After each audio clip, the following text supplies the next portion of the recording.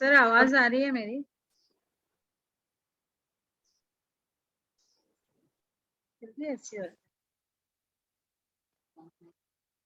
हाँ? क्या बोल आई लेके हाँ।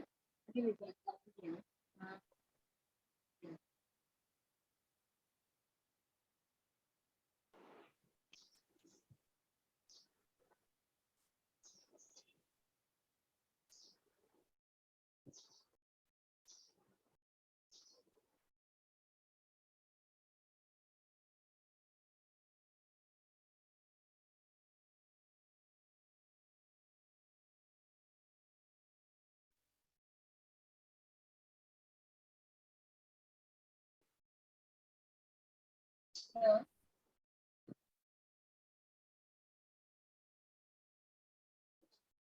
कल भी काम आए थे।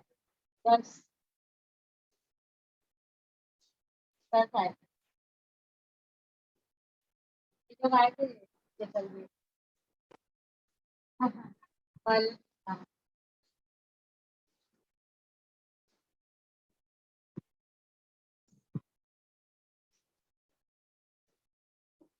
हेलो, शुरू कर दो। सर हाँ हेलो। क्या हुआ? हाँ सर। सर मेरी आवाज नहीं आ रही है क्या? हेलो। हेलो। हाँ हाँ, शुरू। हाँ हाँ, शुरू कर दो।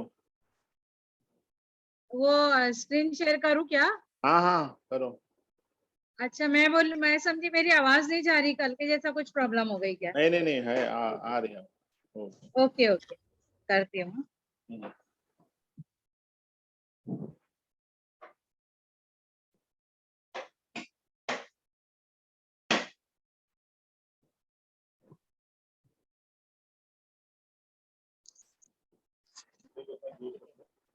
हाँ नंबर नहीं, अभी 9 बजे का था।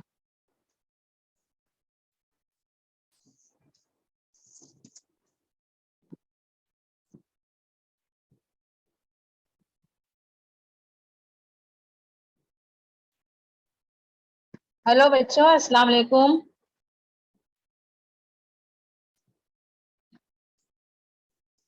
अस्सलाम वालेकुम, गुड मॉर्निंग बच्चों।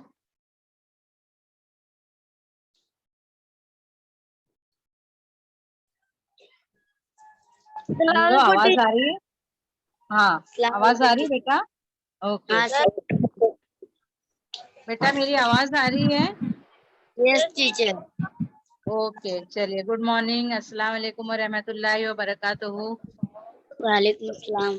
हाँ, मैं आपकी टीचर सैयद हसीना बानो, कुर्ला नौपाड़ा म्युनिसिपल उर्दू स्कूल से। बेटा हम लोग ने कल हिंदी का सब्जेक्ट पढ़े थे ना। हिंदी में हमने गांधी जी का हाँ लेसन हमने पढ़ा था। So today 17th of November 2021 Wednesday, यानी कि बुधवार। आज बुध का दिन है। आज हमारा लेसन जो है कल कंप्लीट नहीं हुआ था, हिंदी का जो लेसन है उसको हम दोबारा कंटिन्यू करेंगे। ओके, आपको मालूम है ना, आप लोग रीडिंग कर रहे थे, थोड़ा सा बाकी रह गया था। हमारा लेसन कौन सा है? उत्तम शिक्षा। उत्तम शिक्षा में। ठीक है, हाँ, पार्ट नंबर 6 उत्तम शिक्षा। ठीक है, क्या मतलब बताया था कल आपको हमने? उत्तम शिक्षा का मतलब कोई बताएगा बेटा? उत्तम यानी क्या? शिक्षा का मतलब तो आपको मालूम है ना, शिक्षा यानी क्या? शिक्षा अच्छी शिक्षा। हाँ हाँ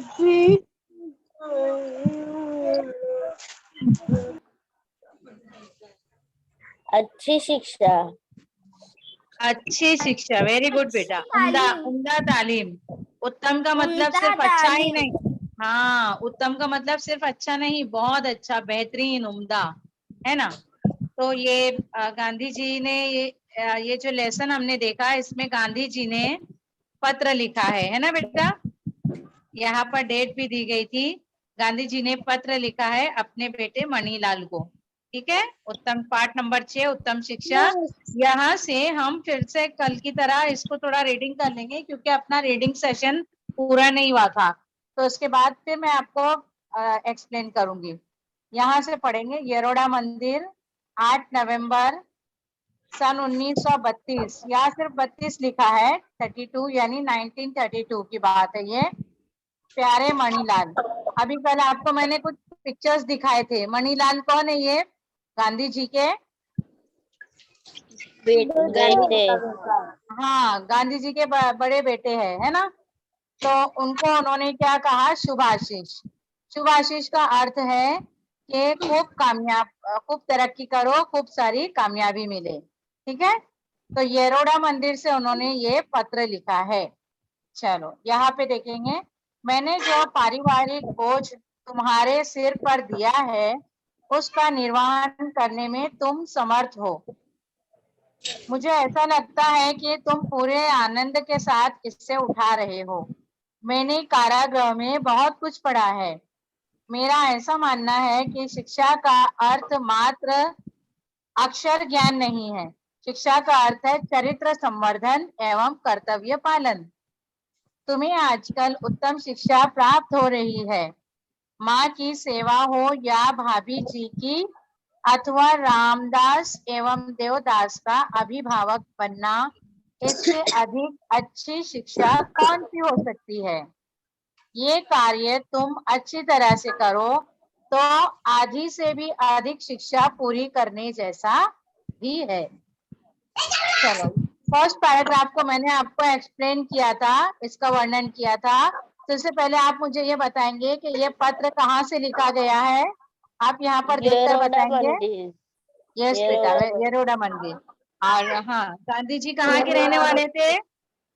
गांधी जी कहाँ के रहने वाले थे? कल आपको चित्र में दिखाया था मैंने। गुजरात में। Yes, very good. गुजरात में कौन सी जगह पर? Porbandar. Very good, very good, बहुत अच्छा, याद है आप लोग को। पोरबंदर में, तो वहां पे हमने देखा, गुजरात जो है वो हमारा मुंबई का एक स्टेट है। सॉरी, मुंबई कह रही हूँ, सॉरी। हमारे भारत का स्टेट है, जैसे हमारी महाराष्ट्र स्टेट है उसी तरह दूसरा एक स्टेट है गुजरात। और गुजरात में ही पोरबंदर में गांधी जी का जन्म हुआ था।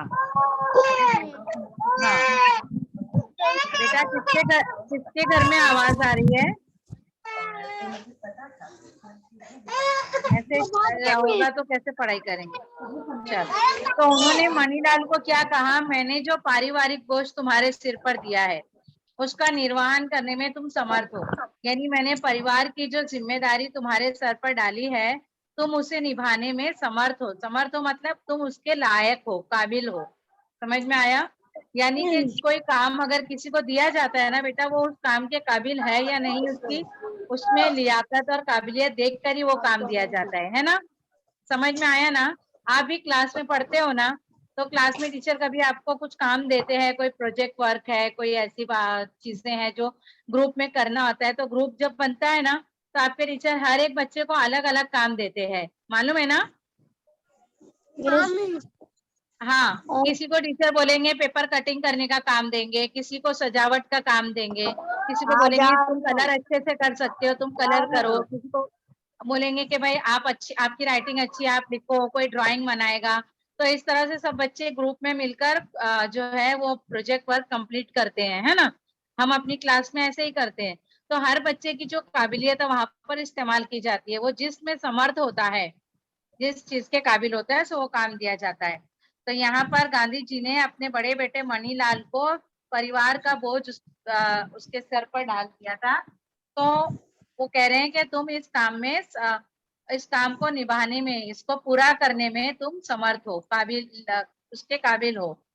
That means you are able to do. मुझे ऐसा लगता है कि तुम पूरे आनंद के साथ इससे उठा रहे हो। यानी इसे उठा रहे हो मतलब परिवार के बोझ को उठा रहे हो। और आनंद के साथ यानी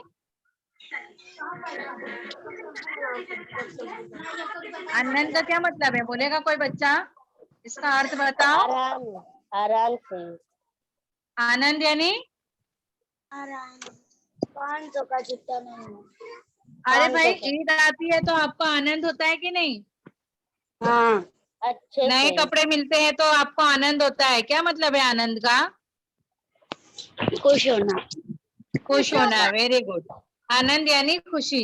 तो यहाँ पर गांधी जी कहते हैं कि मुझे ऐसा लगता है कि मणिलाल तुम्हें इस बोझ को उठाने, तुम बहुत आनंद के साथ इस पारिवारिक बोझ को उठा रहे हो, यानी खुशी के साथ।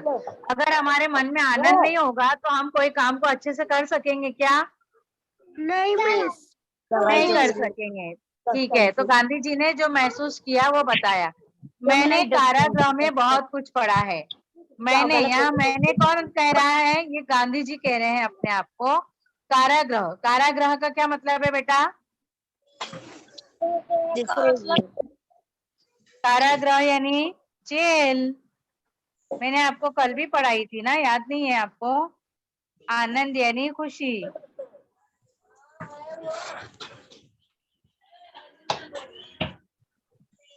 कारागृह का मतलब क्या है? जेल, कैद खाना। तो वो कह रहे हैं कि मैंने जेल में बहुत कुछ पढ़ा है। तो गांधी जी जेल में टाइम पास नहीं करते थे। आजादी की लड़ाई के वक्त अंग्रेज अक्सर क्या करते थे? बड़े बड़े लीडरों को जेल में डाल देते थे, क्योंकि अवाम उनके साथ थी, इसलिए उनको कई बार जेल जाना पड़ता था। तो वो जेल में भी अपना जो है पढ़ाई का काम करते रहते थे, अच्छी अच्छी किताबें पढ़ते थे। उन्होंने कहा मेरा ऐसा मानना है, यानी गांधी जी कहते हैं कि उनका ऐसा मानना है कि शिक्षा का अर्थ मात्र अक्षर ज्ञान नहीं है, यानी तालीम का मतलब सिर्फ अक्षर ज्ञान नहीं है, यानी सिर्फ लफ्जी तालीम नहीं है।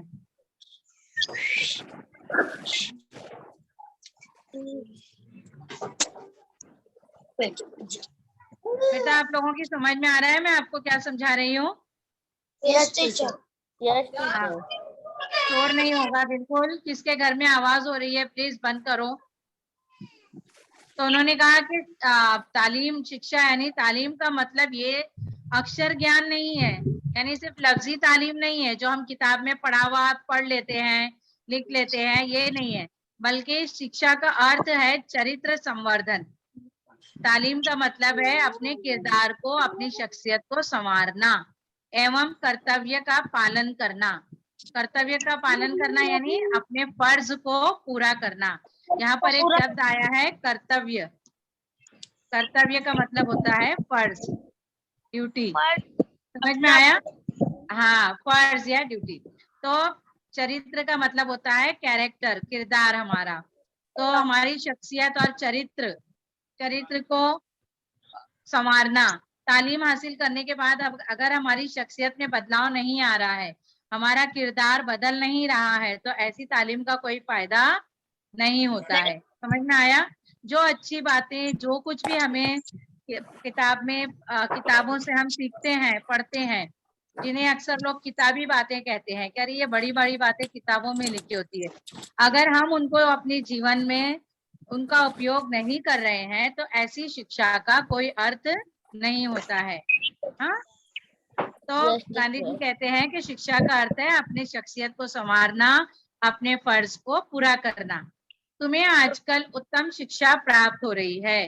गांधी जी अपने बेटे से कहते हैं कि तुम्हें आजकल क्या हो रहा है? उत्तम शिक्षा प्राप्त हो रही है, बहुत अच्छी तालीम मिल रही है।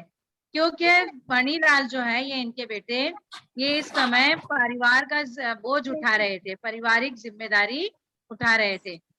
माँ की सेवा हो या भाभी जी की, माँ की सेवा हो या भाभी जी की, यानी चाहे तुम अपनी माँ की सेवा कर रहे हो या अपनी भाभी जी के काम आ रहे हो या अपने भाइयों का ख्याल रख रहे हो, अथवा, अथवा का मतलब होता है या, रामदास एवं देवदास का अभिभावक बनना।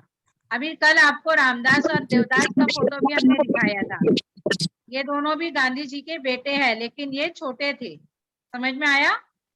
मणिलाल से छोटे थे। हरिलाल और मणिलाल दो बड़े बेटे थे। तो मणिलाल जो है वो ज्यादा लायक थे सब में, और रामदास और देवदास ये भी गांधी जी के बेटे। इस तरह गांधी जी के 4 बेटे थे। तो कह रहे हैं कि तुम यहाँ अपने माँ की सेवा कर रहे हो या भाभी जी की सेवा कर रहे हो, या फिर अपने 2 भाई जो है रामदास और देवदास, तुम उनके अभिभावक बने हो।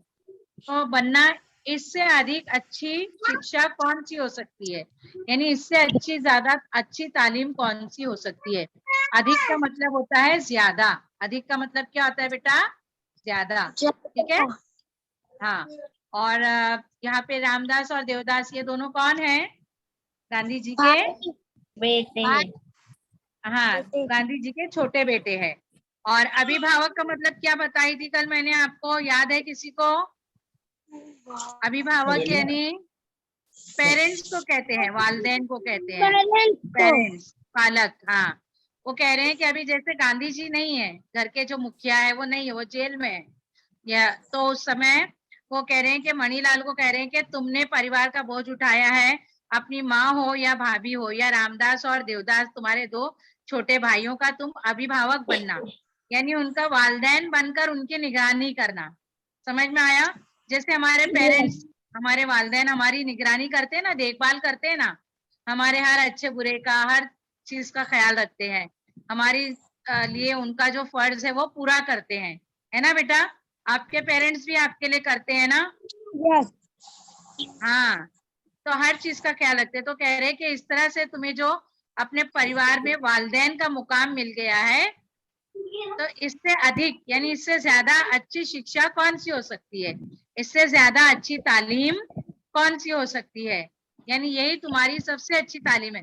देखो जीवन हमारा कैसा है, उसमें हर वक्त कुछ ना कुछ सीखने को मिलता है।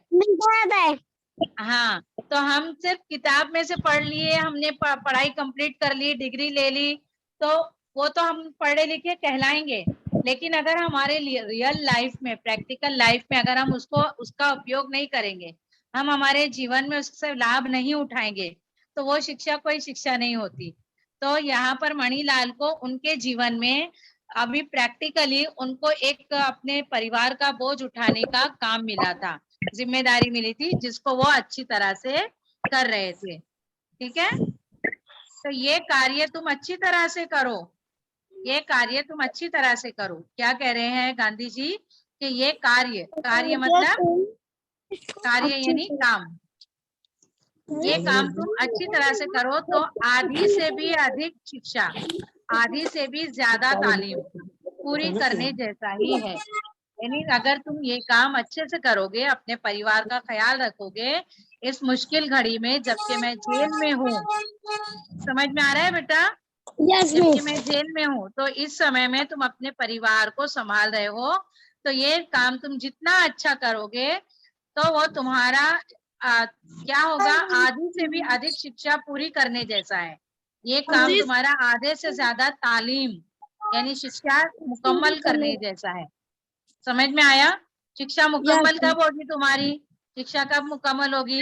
जब तुमने अपने तालीमी जीवन में, अपने एजुकेशन में आपने जो कुछ पढ़ा है उसको आप अपने जीवन में क्या कर रहे हो, उसका उपयोग कर रहे हो, हाँ, दूसरों को उसका फायदा पहुंचा रहे हो, तो तुम्हारे लिए ये तालीम बहुत ही लाभदायक है।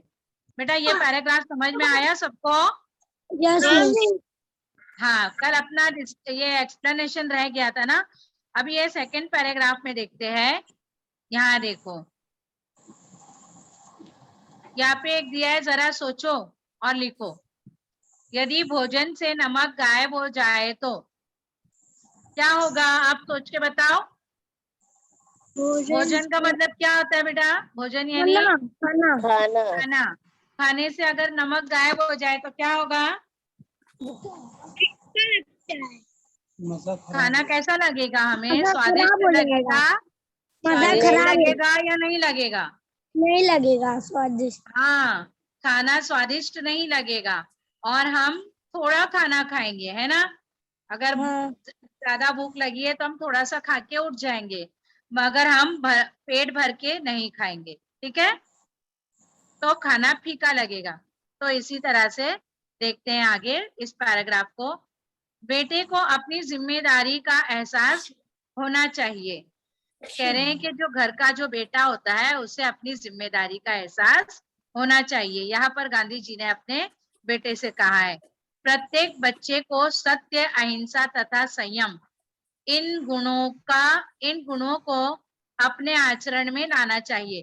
देखो यहाँ पर आपको 3 चीजें बताई गई है, सत्य, अहिंसा, संयम। सत्य का मतलब आपको मालूम है, सत्य यानी क्या? सच, सच्चाई। सत्य यानी का मतलब है सच्चाई। हाँ, सत्य का अर्थ है सच्चाई। अहिंसा, अहिंसा यानी क्या?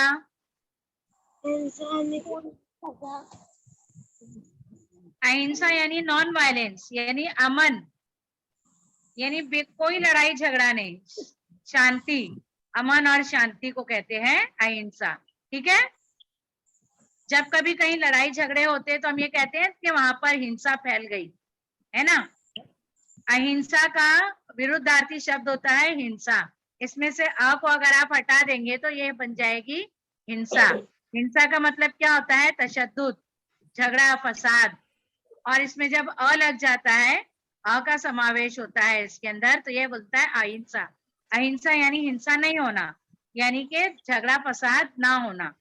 तो ये कह रहे हैं कि हर बच्चे को सत्य, अहिंसा और संयम। संयम का मतलब क्या है बेटा? इस अर्थ का मतलब क्या होगा? खुद पर काबू रखना। संयम का क्या मतलब है? खुद पर काबू रखना।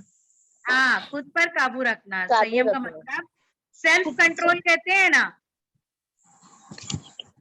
काबू पाना। यानी अपने आप पर जब हमें काबू नहीं होगा तो हम कोई काम अच्छे तरीके से कर पाएंगे क्या? नहीं। नहीं। अच्छे और बुरे हालात जो है, अच्छी बुरी स्थिति, परिस्थितियां जो है, कभी अच्छी होती है जीवन में, कभी खराब होती है। तो ऐसे में हमें अपना संयम बनाए रखना चाहिए। संयम का मतलब है काबू पाना। और दूसरा इसका अर्थ होता है हौसला रखना। क्या अर्थ होता है इसका? रखना। ठीक है, हौसला या हिम्मत। हिम्मत आई बात समझ में? यानी जब कोई दुर्घटना घटती है तो हमें उस समय घबराना नहीं चाहिए। घबराने से समस्या और बढ़ जाती है। तो समस्या का समाधान किसमें है? संयम रखने में है, यानी हौसला रखने में है, हिम्मत रखने में है। तो संयम का आप इजी मीनिंग याद रखेंगे, हिम्मत या हौसला। आई बात समझ में? हाँ। सत्य यानी सच्चाई, अहिंसा यानी शांति, कोई झगड़ा नहीं, कोई लड़ाई नहीं, शांति और अमन, यानी सच्चाई, अमन और हिम्मत। हिम्मत से काम लेना चाहिए। आप लोग इसके अर्थ जो है मैं लिख रही हूँ उर्दू में, आपको समझ में आ रहा है बेटा? यस। अच्छी बात है। इरेज कर दूं इसको? अच्छा ठीक है, रहने देते हैं, चलो आगे देखते हैं। तो कह रहे हैं कि हर बच्चे को सत्य, अहिंसा तथा संयम, इन गुणों को अपने आचरण में लाना चाहिए। इन गुणों को, गुण यानी क्या? खूबियां। गुण यानी खूबियां। इन खूबियों को हर बच्चे को चाहिए कि अपने अंदर पैदा करे, अपने आचरण में लाए, यानी अपने अंदर पैदा करे। ठीक है, ऐसा करते समय उसे आनंद की अनुभूति होनी चाहिए। और जब वो ऐसा करेगा, जब उसके अंदर सत्य, अहिंसा और संयम जैसे गुणों का निर्माण होगा, जब वो ऐसा करेगा, उनका इस्तेमाल करेगा, तब उसे क्या होगा? आनंद होगा। उसे आनंद की अनुभूति होनी चाहिए, यानी उसे खुशी हासिल होनी चाहिए। हाँ, जब हम अच्छा काम करते हैं तो हमारे अंदर खुशी पैदा होती है कि नहीं? हाँ, हम हिम्मत से काम लेंगे, सच्चाई पर चलेंगे, अपने जीवन में संयम बनाए रखेंगे, अहिंसा पर चलेंगे, हिंसा कभी नहीं करेंगे। ये सारे गुण जब हमारे अंदर होंगे तो हमें जीवन में प्राकृतिक रूप से आनंद का अनुभव होगा। आई बात समझ में? कुदरती बात है ये कि जब हम अच्छे काम करते हैं तो हमारे अंदर ईश्वर जो है, अल्लाह ताला जो है, हमें खुशी अता करते हैं। आई बात समझ में बेटा? हेलो? हाँ। हाँ, आनंद की अनुभूति होना चाहिए, यानी मतलब उसको खुशी होना चाहिए, महसूस होना चाहिए। चलो, जब मैं तुमसे भी उम्र में छोटा था। मैं यानी कौन? ये गांधी जी कह रहे हैं। हाँ, जब मैं, हाँ वो कहते हैं तुमसे, यानी किससे कह रहे हैं? अपने बेटे से, मणिलाल से कह रहे हैं। मणिलाल से उम्र में छोटे थे, तब मुझे अपने पिताजी की सेवा शुश्रूषा करते समय बहुत आनंद आता था। यानी तब गांधी जी कहते हैं जब मैं तुमसे भी छोटा था तब अपने पिताजी की सेवा करने में, उनकी खिदमत करने में मुझे बहुत आनंद आता था, बहुत खुशी मिलती थी। भौतिक सुख सुविधाओं की अपेक्षा तुम अगर इन 3 गुणों को अपने आचरण में लाओगे तो मेरी दृष्टि से तुम्हारी शिक्षा पूरी हुई है। भौतिक सुख सुविधाएं, भौतिक सुख सुविधाएं क्या होती है?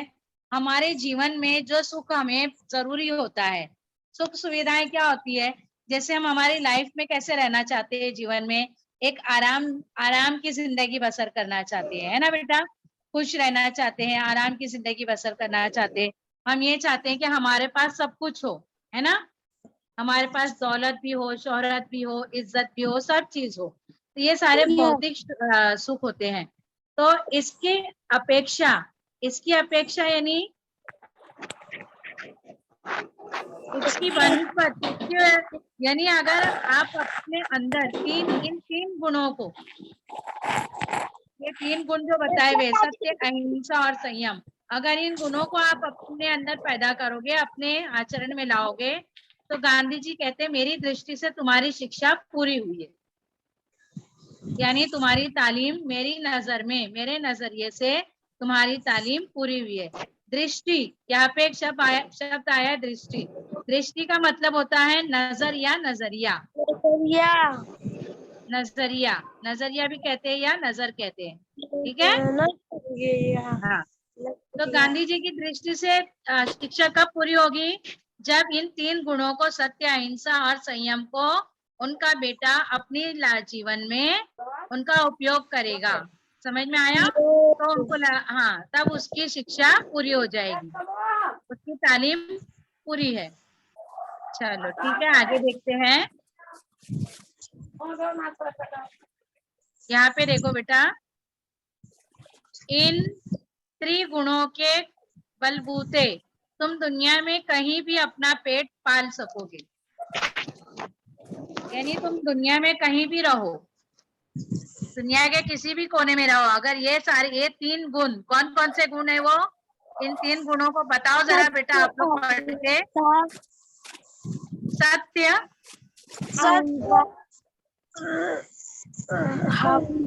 अहिंसा, अहिंसा, संयम, संयम। देखो अभी दिखाई दे रहा है बराबर, सत्य, अहिंसा और संयम। इन तीन गुणों को कह रहे हैं कि अगर तुम दुनिया के किसी भी कोने में हो, अगर ये तीन गुण तुम्हारे अंदर है, तो उसके बलबूते पर मतलब समझते हैं ना, यानी उसके आधार पर तुम दुनिया में कहीं भी अपना पेट पाल सकोगे। अपना पेट पालना यानी कि अपनी गुजर बसर करना। यानी अगर तुम्हारे अंदर ये तीनों चीजें हैं, सच्चाई है, अहिंसा है और संयम है, यानी हिम्मत है, हौसला है, तुम खुद पर काबू रख सकते हो, हौसला रख सकते हो, हिम्मत रख सकते हो, अमन पसंद हो, शांति पैदा करते हो, और सत्य है तुम्हारे अंदर, सत्य है, सच्चाई है, सत्य के रास्ते पर चलते हो, तो तुम दुनिया के किसी भी कोने में रहोगे, अपना पेट पाल सकोगे। पेट पालने का मतलब है गुजर बसर कर सकना। क्या मतलब है इसका?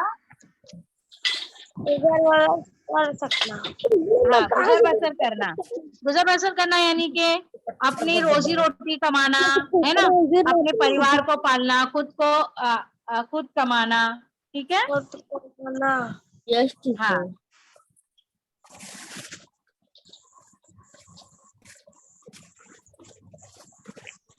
बेटा आवाज आ रही है मेरी? Yes teacher. Yes teacher.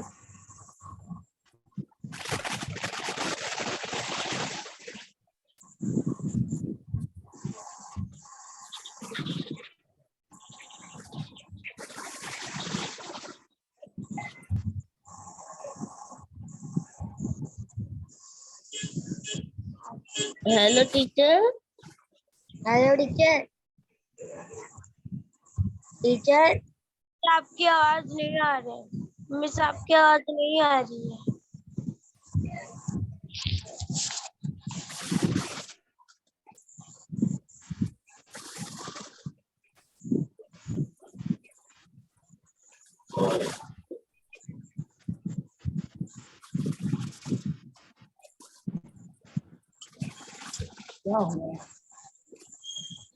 Hello teacher. अभी आ रही बेटा आवाज? Yes teacher.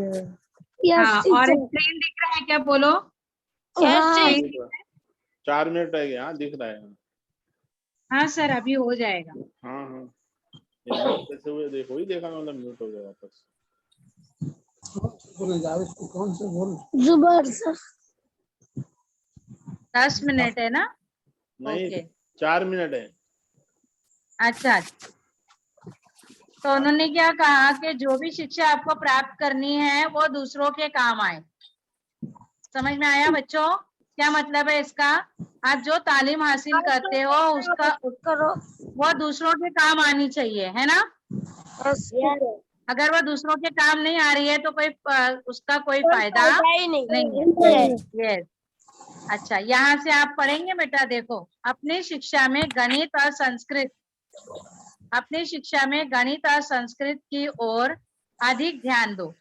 गांधी जी ने कहा गणित यानी कि मैथ्स, मैथमेटिक्स पढ़ते हैं ना आप? मैं और संस्कृत, संस्कृत क्या होता है? ये हिंदी है। संस्कृत भी हिंदी भाषा ही है, लेकिन बहुत ज्यादा मुश्किल होती है ये भाषा। समझ में आया? हिंदी से ही मिलती जुलती भाषा है जिसे संस्कृत कहते हैं। तो यानी लैंग्वेज, हमारी जो मातृभाषा होती है, जैसे हमारी मदर टंग उर्दू है ना? हमारी मदर टंग क्या है? उर्दू है।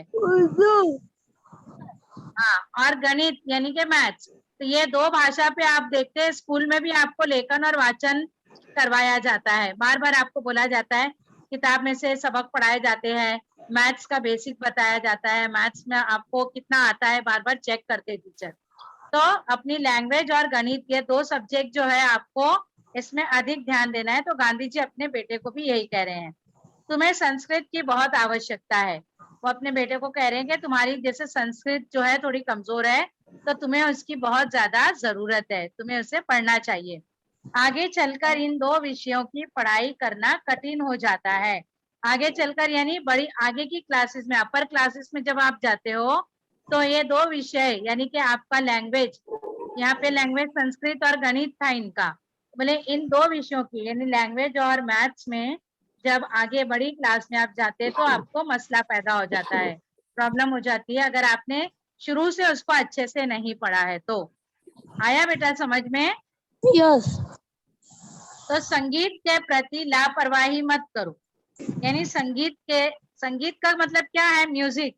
तो म्यूजिक भी हमारे लाइफ में जरूरी है।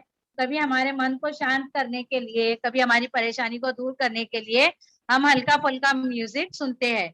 तो वो कह रहे हैं कि म्यूजिक के प्रति लापरवाही मत करो, वो भी सुनो। तो हिंदी भाषा के गीतों को एक कॉपी में सुंदर सुडौल अक्षरों में लिखो।